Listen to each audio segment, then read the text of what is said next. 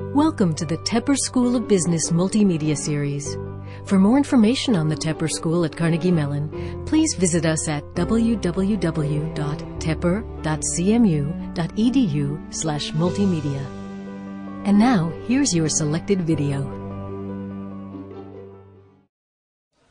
Our speaker today was most recently the Executive Vice President and Chief Financial Officer of JPMorgan Chase, where she was responsible for global financial management and reporting, strategy and acquisitions, corporate treasury, investor relations, and tax.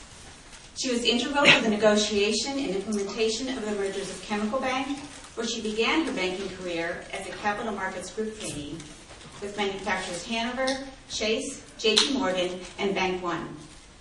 While our speaker is retired from JPMorgan Chase, she remains very active.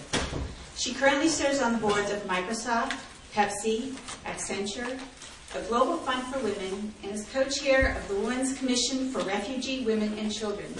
Most importantly, she serves on the board, most importantly for us, she serves on the board of Carnegie Mellon University. Here to share some of her words of wisdom and advice with us, please welcome Ms. Dina Dublon.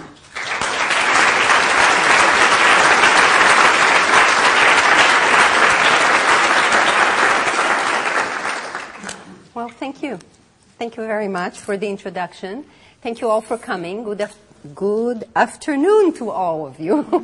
It is the afternoon, even though I kind of left home pretty early at 5:30 this morning, and we are only at midday, so there is a long way to go. I am very glad to be here. I am proud to be among the distinguished speakers that have participated in this and are going to continue to be part of the Mellon Speaker Series. As I read, this is a forum that gives students the opportunity to engage in high-level exchanges about strategy, world affairs, and other key issues with leading business executives. So I am looking forward to the end of my comments so that we can start the exchange. And obviously the burden is on you to kind of span it on all over these arenas. The dilemma for me was a little bit, what issues should I comment on? What would be relevant to you here, the audience? And I tried, obviously, to think back what would have been of interest to me when I was at the stage you are at. I participated very recently in a business conference that was titled Finding Your Passion and Living Your Purpose. I must say that I have no memory of starting out in my career to accomplish either a passion or purpose. I don't remember defining career objectives in those terms. Having said that, once I had a job and finding opportunities to grow, new challenges, recognitions for accomplishments, and sticking to certain inner principles kind of got me going in the direction of passion and purpose. And I will come back to those two things as I kind of wrap up my comments. At your stage, I primarily care to find a job. And I must say, not a career, a job. I thought, and I will add mistakenly, that the choice I was to make was the most critical in my life. It is not. I will talk about myself and my career in banking, including some of my hard-learned lessons. I will touch on what I do today. I will comment on where I put the blame for the economic crisis. I wish I had the same clarity on solutions. I don't. And then I will open the floor to conversation, including, if you wish, my views on job choices and interviewing. So a little bit about my personal background. I was born in Brazil. I immigrated to Israel when I was in my teens. English is therefore my third language. Growing up, I am a middle child between two boys. High school, I had science emphasis, then economics, business school, and obviously the last 25 years in banking or on boards. It has been almost exclusively, I have been surrounded by males. I say that because being a minority or being different poses challenges, but can be made into an advantage as well, and we can come back to that in conversation. And I will add that a sense of humor about yourself is very helpful in those situations. I have had the drive to excel, maybe being the middle child, maybe being an immigrant twice. It is in my character to adapt, but also I would say to be spiteful. And I was spiteful towards expectations or attitudes about my intellectual or management capacity. I was hired by the bank in 1981. I was hired by the bank because of my gender. And there was absolutely no doubt about it. I was one of 20 trainees that were hired into the trading floor that year. 18 of us were women. So there was no question that gender was an important factor in hiring me to the bank. I don't believe we were in any way less qualified than the poor two males that were in our group, or for that matter, others that had been hired in preceding years, but we did not fit in. We did not fit in both because of our appearance, but also because it was the early stages of recruiting people with graduate degrees into the trading floor. Up to that point, most of the trading floor consisted of people that had undergraduate degrees. So we didn't fit in any way you cut it. There was at the time absolutely no focus on retention. The attitude was swim or sink. It's your problem. We have done all we need to do by hiring you into the company. And again, that ranged all the way from how many times a week were you available to go for drinks in a bar, to how well you drank while you were at the bar, etc. Most women that joined with me left. In fact, within 3 years, there were 2 out of that group that were left, myself and the one white male in the group. It was a failure that repeated itself for quite a few years. It was an expensive failure, hiring, training, and losing the talent. Year after year, kind of, we're going to bring women to the trading floor, so let's hire them. Let's see how they manage here. Homogeneous groups tend to create a closed culture. To open it required proactive intervention and the power of more than a few odd ducks in the group to change the dynamics, and it did change, and it did adapt. Talking a little bit about success in large organizations, from my perspective, it requires a balance between fitting in and standing out. To fit in requires professional knowledge, requires skills, as well as an adaptation of style, behavior, and style. But I would argue that the standing out, or your strength, is in pushing back is as much part of the equation. So being minority and looking different and having a funny accent can all be an advantage in the standing out part of the equation. But there are, other elements to standing out, and one of them is being able to push back too. When I look back, and this is all with hindsight as opposed to necessarily with foresight, so it's kind of looking back on a very long career and trying to summarize what were some of the hard-learned lessons for me. And this is personal.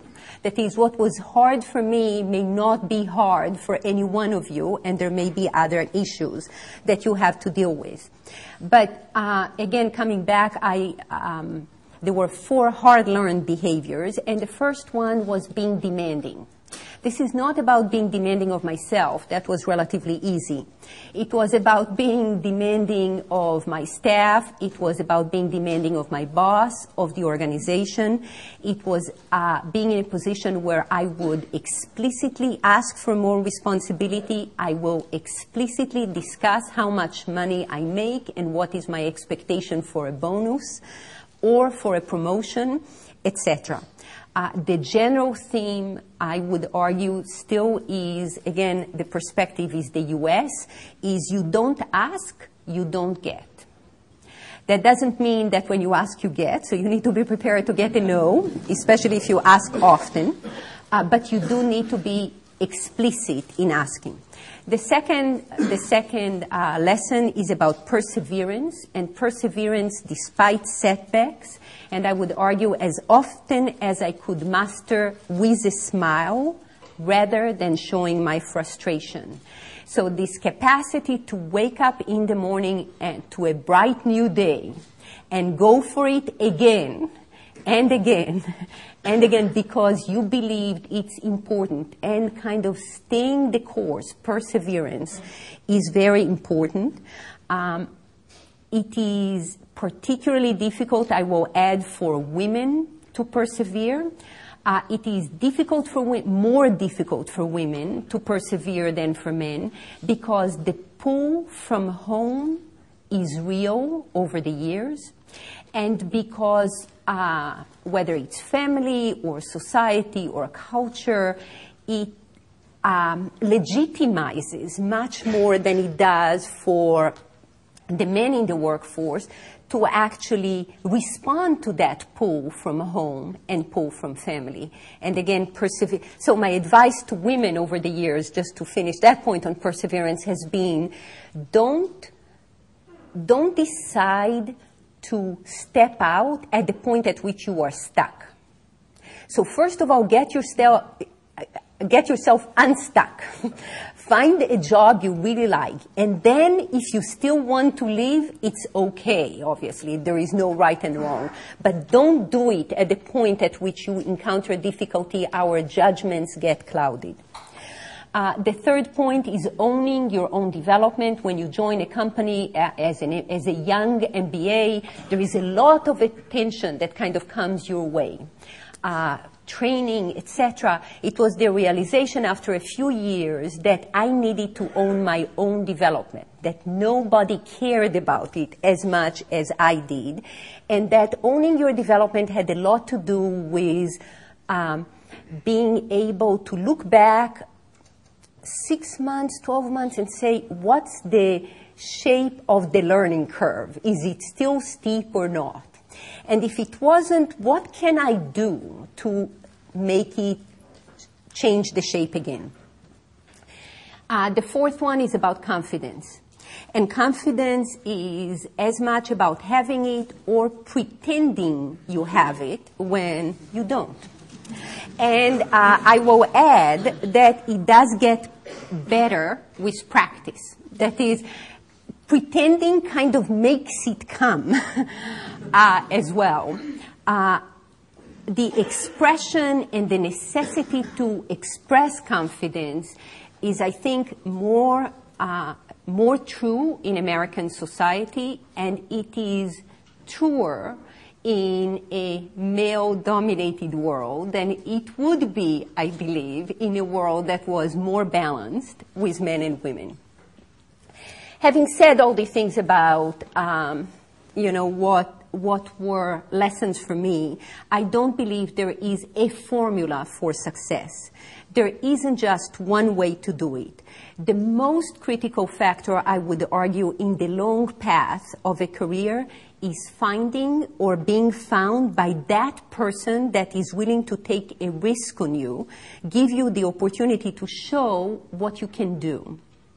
What we generally refer to as the mentors or the sponsors, which are many over one's career. Building trust and openness in business relationships is crucial and somewhat more challenging if you are different. whether you are different again in appearance, in accent, cultural background. The best base for creating such a relationship, the best is to base such a relationship on what you are asked to do, on your job, to engage on that. Having said that, for me, the notion of being open about seeking advice, showing vulnerability, and inviting feedback, making it easier for people to convey to me what I should do different, were effective ways to create trust. So a little bit about what I do now, my career choices. I'm on corporate and non-for-profit boards, as you have just heard, what I would call a portfolio of part-time challenges. I also join in efforts to push for greater participation of women in leadership at the decision tables, whether it is working on such efforts in developing countries or here in the U.S. in the corporate arena. I do mentor young managers in all the companies in which I serve on the board. I do quite a bit of public speaking. None of it for my own benefit. I am always welcoming of honorariums to any of the non-for-profits I serve on, which includes this case too. I do enjoy leisure, and enjoying leisure is a lot about learning to do that, giving myself permission to do so, which is a new phase for me. And I'm using it to do things I have not done before. We can talk about it if you're curious. As I retired from a life that had evolved into absolutely no free time, and I say that without any pride, I don't think I allowed it to develop right. There was unrelenting pressure and tension, and I was literally working 7 days a week. What I wanted is to learn new industries, keep abreast of markets and the economy. I wanted the engagement with global businesses and business with good performance, and I did care who else was sitting on the board and were those people that I wanted to interact with.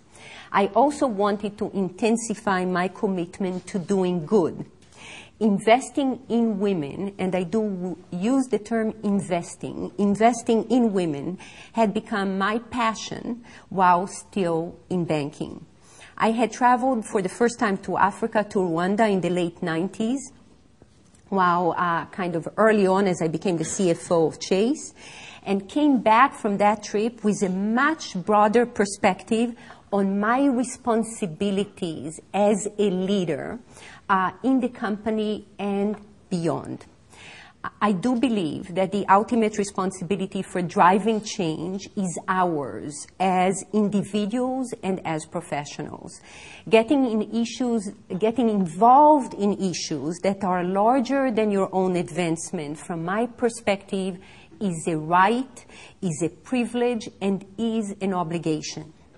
You do get exposure by doing that to people and ideas. You do practice similar skills. You do establish relationships in the process of doing good. And generally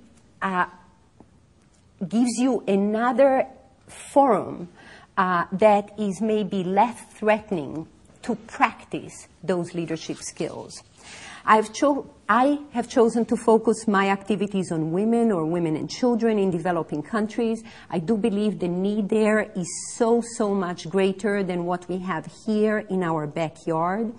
It's never too early to start on that path. So after you find a job, I'll give you a break for that, look for opportunities to get engaged. You are among the privileged in any way you want to slice that word. I am, as I describe my range of activities today, I am more of a dilettante than really a focused business executive. I am in many ways an outsider looking into business practices with the insights of having been an insider for as long as I have, for decades. I am opinionated, I would say as ever, not necessarily more, except I will add that I do that now with greater empathy for the public opinion than I had before. So I thought I would make some observations on the financial crisis, and in fact I have 3 to make. The first one is that ethics is very different, is significantly more than the letter of the law. In the context of the industry I was part of, I would say it is not ethical to lend on the assumption that you will sell the loan and not bear the risk of default or the pain of foreclosure. I would go beyond that and say it is not ethical to lobby for what is good for your company only or for your industry, ignoring the broader context and the implications of your position on the much bigger problem. It is not credible in the context of tax, for example, for business executives to point out the fact that we have the highest corporate tax rate, which is making highest than other developed economies, and we do, without, however, being able and without being willing to point out that we have the lowest individual tax rate of developed economies. And to just argue for reducing the corporate tax rate because that's good for, quote, my company tomorrow, doesn't mean that it is good for even your company in the long run in an economy that is as fueled by consumption as the U.S. economy is. So my only point is ethics and values is something that we need to come back to. The U.S., from my perspective, has evolved into having too great an appreciation for, and I know that's a strong statement to make, but for the rule of law and none for the spirit of the law. Too often, values are cast aside as irrelevant, giving rise to what my grown-up children will call the amoral corporation. So that's my first observation on the crisis. The second observation is that I do believe that U.S. regulators failed to observe, warn, and act on significant market changes. Free and efficient markets had become a religion in the preceding 2 decades, effectively delegitimizing independent analysis and driving inaction because markets were going to correct themselves. The crisis in the market was not caused, in my opinion, and I think most people, by illegal activity. But as I pointed out, there were other elements in the behavior. Like, for example, it was fully known that 1/3 of lenders were not checking any information submitted by borrowers on mortgages, or that the percentage of mortgages that were covering all the down payment, meaning there was absolutely no value, the loan was for the full value of the house, had tripled over a period of 2 or 3 years. When loans are sold to the market through multiple parties, banks have no incentives to underwrite loans well. The fixed income markets in general had evolved from a direct relationship between the underwriter, the bond issuer, and the investor into multiple levels of intermediation and a high level of complexity that really removed any built-in incentives for, quote, good behavior. I do believe that regulators must at least watch for the incentives in the system. They must evaluate self-interest behavior against system implications. What generally I think we refer to as being regulations that are incentive compatible. It is very tough to do. So I am not saying, I have exactly the whole framework that will make it incentive compatible, but I think you need to have that mindset when you have the role of overseeing. Everything I've said relative to regulators, in my view, does not exonerate management from responsibility to watch out for risks and not just follow the herd or dance as long as the music plays, as a few former CEOs are known to have said. I'm going to quote from actually the annual report, the shareholder letter of Jamie Dimon it's the annual report for 2007, and I'm quoting, SIVs, structured investment vehicles, served no business purpose. We deliberately steered clear of most SIVs because we viewed them as arbitrage vehicles with plenty of risk, a limited business purpose, and had a flawed design. We also minimized our financing to SIV for the same reasons.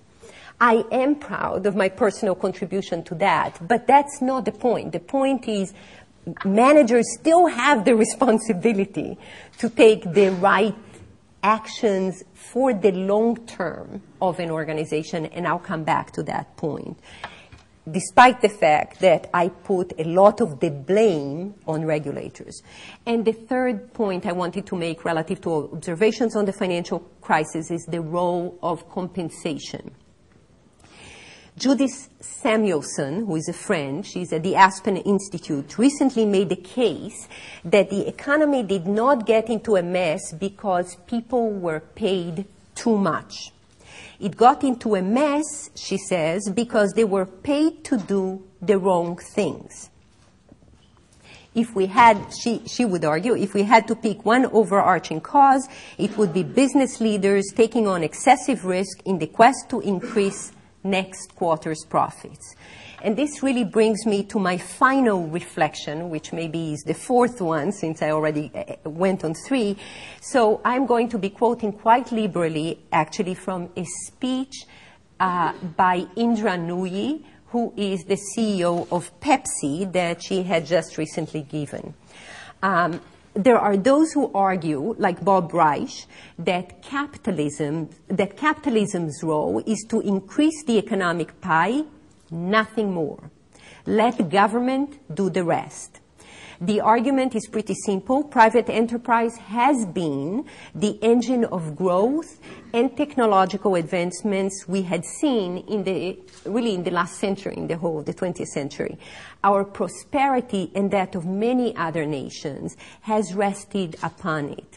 So preserving capitalism as it has been for the last 2 decades is the only way to spur innovation, goes the argument.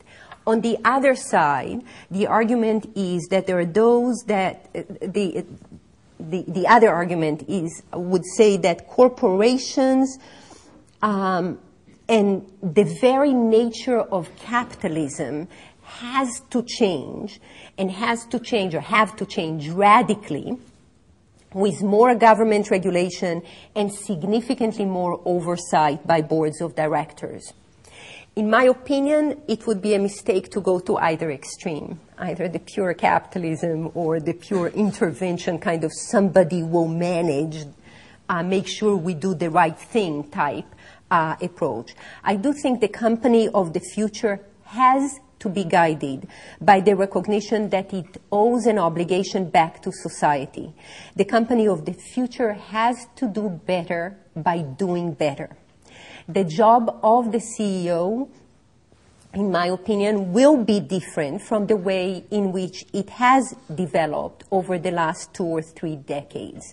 The CEO we have tended to admire has been the one who could take the costs out, the one who could get the biggest return the fastest. Delivering return on capital in a way at no matter what emotional or social cost, I believe is yesterday's leader. I do think there are at least 3 ways in which the job description of the CEO will change, of the successful CEO. The first and perhaps the most important thing is that the new breed of CEO has to create sustainable value. And to create sustainable value, you have to think long term. CEOs are stewards of an enterprise that has a much longer life than the period they will serve as the head of the company. The second dimension that I think CEOs, the second requirement I think looking forward for the CEO is to understand the way that public and private sectors are coming to together to work constructively with each other. CEOs have lost the public trust. The civil society in general has a much greater degree of our trust about focusing on the right thing.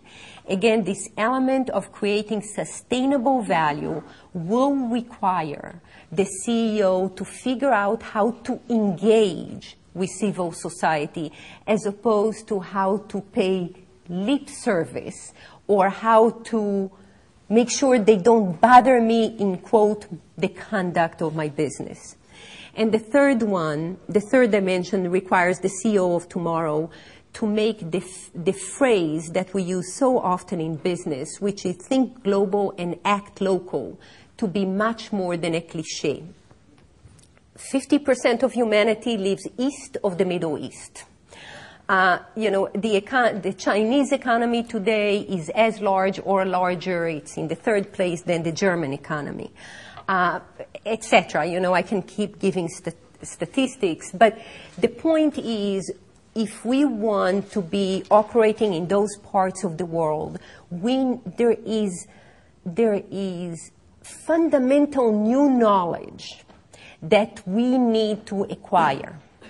We come with the perspective that the only way to govern is separation of church and state and the judicial branch.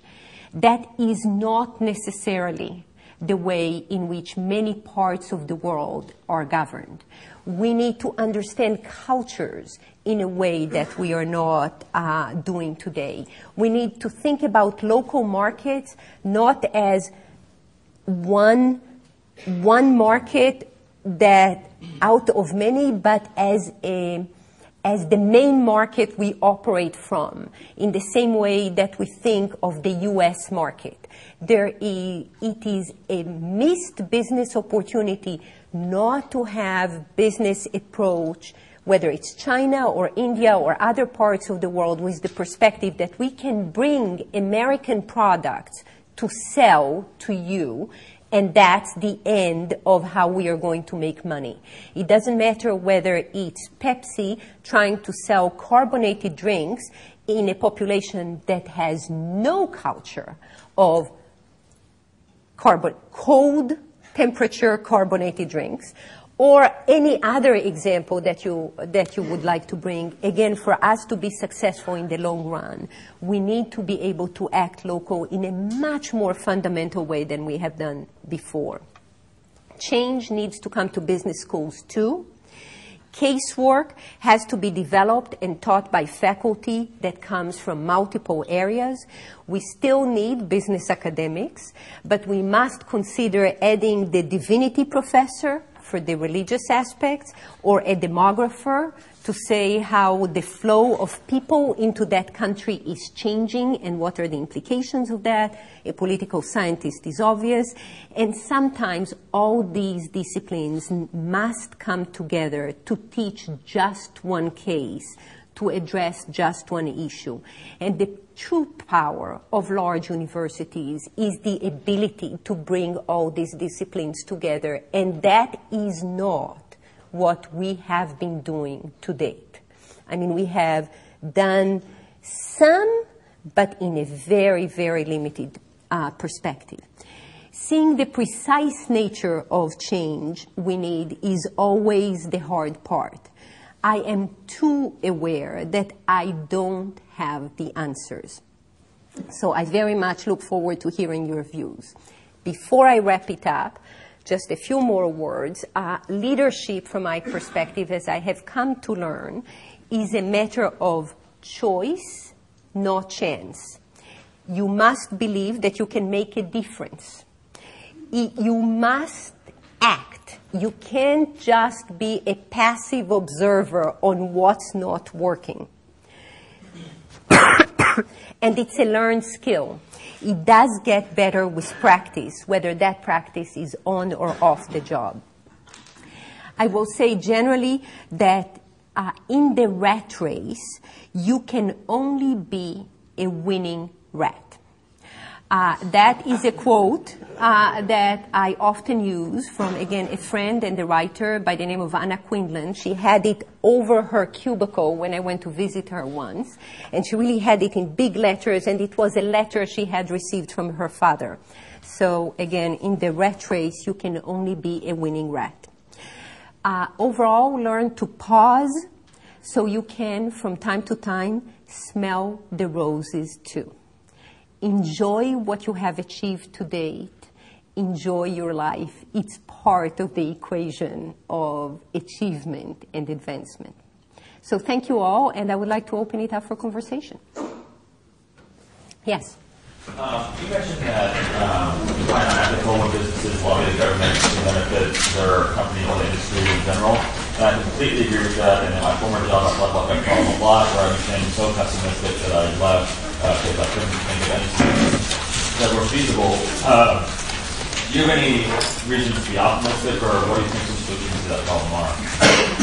You know, the problem, obviously, that when you want that to bring about change, and we are talking about cultural change, okay? Change in, quote, industry practice, in the way we all behave, is tough.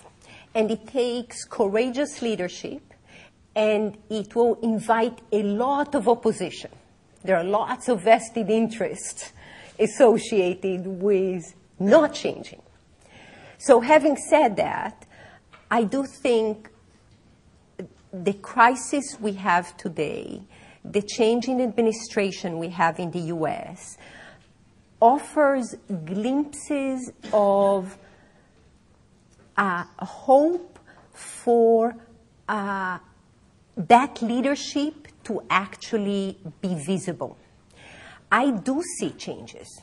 You know, it's not that long ago that I engaged in it's really not that long ago that I engaged in a debate with the previous CEO of JPMorgan Chase on whether we should or shouldn't care on about having loans outstanding to huge projects that were viewed as damaging the environment. And he basically sent me packing. You know, I mean, he didn't fire me, but in the sense of you are being non-commercial, keep your head down, don't talk about it, then maybe it won't come to us, you know, etc. All banks today have policies that address this issue. I will tell you that 6 months or maybe a year, it's more accurate, after that conversation with the CEO, the company was in high gear to mobilize in that direction, not because of the conversation I had, even though I wish it was, but because we had environmental groups that decided to pick on JPMorgan as an example of a bank that was doing nothing relative to that, and ended up on the CEO's neighborhood, hanging pictures of him on posts on, you know, posts like wanted for. Anyway, he was beyond pissed, right? But and you know, the whole police of Greenwich was on the run for the people putting the posters. But my point is, within the week, we had the person responsible for developing a policy. So we do live in a world in which civil society has a much greater impact because of the internet, because of the connectivity, because of the ability to make public in a very accessible way and to mobilize people to demonstrate. Now, am I being naive and saying, you know, we are moving into a rosy world? No, but I think those will be requirements. That is openness and engaging ahead of the curve, as opposed to being constantly on the reacting end when, you know, your picture is being hung up on posts in your neighborhood, is the right way to do it. And I do see it happening. Indra Nooyi, for me, is a great example of a CEO who wants to engage with civil society. The first year she was the chairman and CEO in the annual meeting of Pepsi, you always get groups of demonstrators, think outside the bottle groups, etc.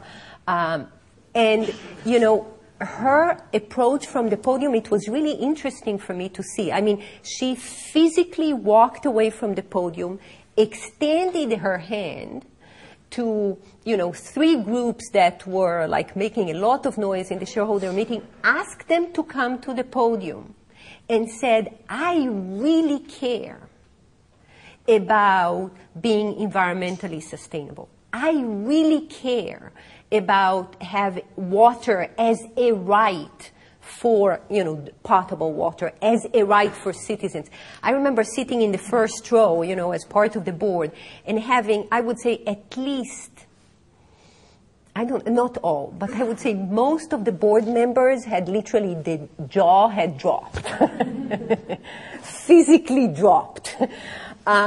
So I do believe that we are seeing, and, you know, her theme for the company from the moment she became CEO has been performance with purpose. And I do think she has a much easier time recruiting people. I mean, she's not naive about what she can accomplish, right? So she's on a path to improvement. She is measuring how much damage she, Pepsi, is doing to the environment and saying it has to improve year. I am willing to put money and reduce short-term profits because environmental sustainability, or for that matter, health and wellness of the products, are important qualities for long-term sustainability of the brand, of value creation. So yes, I do see change. Yes. Unfortunately, we only have time for one more question. I'm terrible. I'm giving too long answers. Yes. Hi, my name's Brian. I'm a first year at PhD. I was wondering if maybe you could shed some light on, do you think it's possible that with the new regulatory environment, there might be a brain drain outside of the banking industry? If so, what do you think firms in this industry can do to motivate employees to go into this industry? And if not, how do you think we could, as MBA students who are interested in this industry, navigate through a new regulatory era? You know, I'm going, again, to say what is easier for me to say since I left the industry. But it won't do us any harm if we get a little brain drain away from financial services into the rest of the U.S. economy. That is, financial services have pay, or the pay potential is so significantly out of line with the rest of corporate America that it has become too large has attracted maybe more talent than it should for the good of the United States. Okay? So I am not, again, my perspective is not just the narrow company perspective. My perspective is as a citizen of this country. And as a citizen of this country, I have priorities that are broader than just who goes to work for financial services. So if that is one of the outcomes, I don't think that's that bad. Financial services evolved to be the highest paid industry over a period of the preceding 30 years. It was not that way in the 70s. Even early 80s. It will take a long time to evolve in a different direction. So this is not something that happens between today and tomorrow. So I don't have a problem with it being less attractive. I do think, in general, financial services should, and in some ways are using this crisis as a way to restructure compensation. I'm not talking now level. I'm talking about what are you paid for? And, you know, I was definitely a beneficiary of the system as it operated.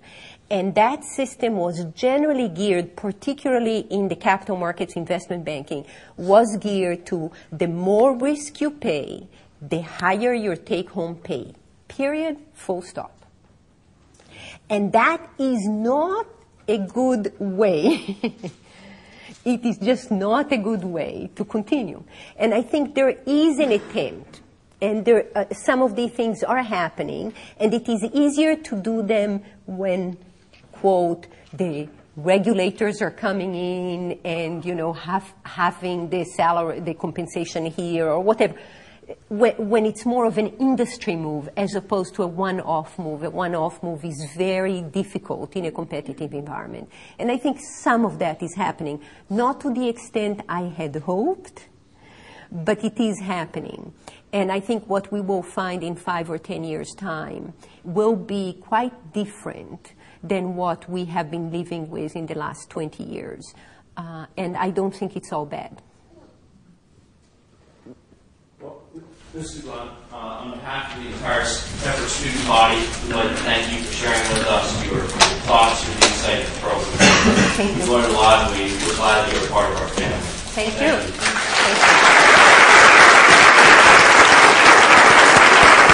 Thank you.